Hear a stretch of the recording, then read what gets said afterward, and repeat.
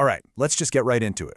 You'd think, in an age with all the information in the world right at our fingertips, that we'd all be walking around with the cold, hard facts. But we don't, do we?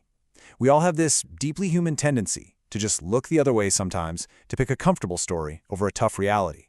So why on earth do we do that? I mean, let's be real for a second. Have you ever been in a spot where you had this strong gut feeling, you really wanted something, and you made a choice, an active choice, not to find out something that might ruin it for you? You know, think about this classic situation. You're looking at a delicious dessert, maybe a Dove bar. The calorie count is printed right there on the wrapper, but you kind of consciously decide not to look. You just want the joy of the treat without the guilt that comes with the data. That tiny little decision, it's actually a perfect window into a much, much bigger psychological thing that's going on. And there's actually a name for this. It's called information avoidance. A study on this whole idea frames it as that classic battle between your head and your heart playing out in real time. When your heart, your gut feeling, is set on something, we often help it win by just keeping our logical brain in the dark. We deliberately ignore the facts that might challenge what we want to feel. So our brain is actively dodging information to protect a feeling. But how does it even pull that off? Well, it turns out we have some really powerful self-defense tricks up our sleeve, designed to keep us from feeling bad, even if it means bending reality just a little bit. Let's take a look at the most famous one. At the very heart of all this is something called cognitive dissonance, and you've definitely felt this. It's that cringy, uncomfortable feeling you get when your actions don't match up with your beliefs.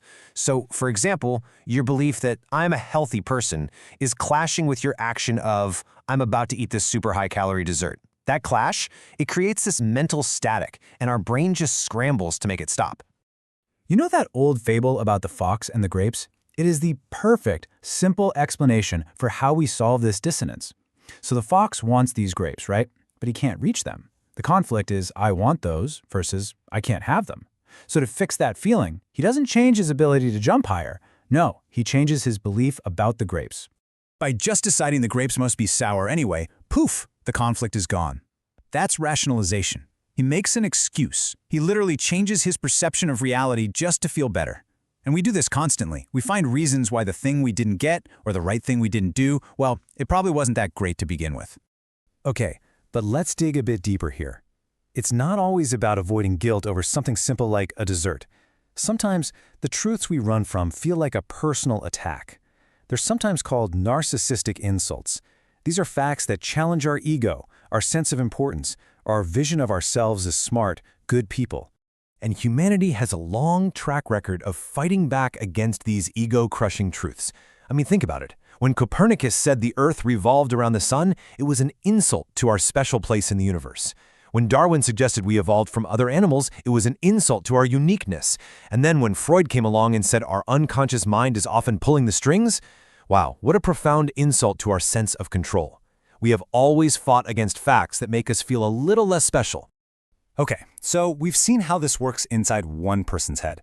But what happens when it's not just one person ignoring one little fact? What happens when a whole group, or even an entire society, sort of agrees to ignore the same inconvenient truth together? Well, that's when a personal quirk can blow up into a massive societal blind spot. It becomes what we all call the elephant in the room. You know that feeling. There's this huge, obvious problem that everybody knows is there, but just nobody talks about it. It's like a collective, unspoken pact to just not notice something. It's co-denial. And this gets even more powerful when it's no longer just an unspoken agreement, but it actually gets baked into our systems. This is something called structural denial. It's when our society is literally organized, physically and socially, in a way that helps us keep those uncomfortable realities out of sight, which makes them way, way easier to ignore. A really stark example of this is mass incarceration.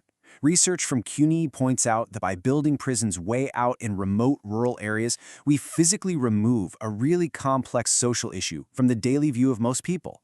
And this creates what sociologists call a fantasy of exclusion. The people who are incarcerated are literally out of sight, and because of that, they become out of mind for so many of us. It's denial by design.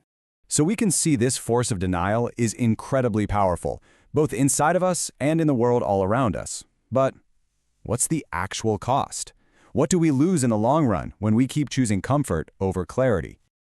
As the writer Ilana Estelle put it so well, you can't just make something go away by pretending it's not there. Actually, the opposite happens. Turning your back on a hard truth doesn't solve anything. It just lets our ignorance grow, and ultimately, it blocks us from growing as people. And this really is the key takeaway. Sitting with that discomfort, that cognitive dissonance, that's where the magic of growth actually happens. Facing the facts that challenge our beliefs or threaten our ego is, yeah, it's hard. Of course it is. But it is the absolutely essential first step toward finding new perspectives, getting a deeper understanding, and, in the end, making real, meaningful change. Which really just leaves us with a final thought to chew on. We all have truths we'd rather not look at, in our own lives and in the world. So the question is, what's one of those truths that, if you finally faced it, could unlock the most growth for you? What's the elephant in your room that might be worth looking square in the eye?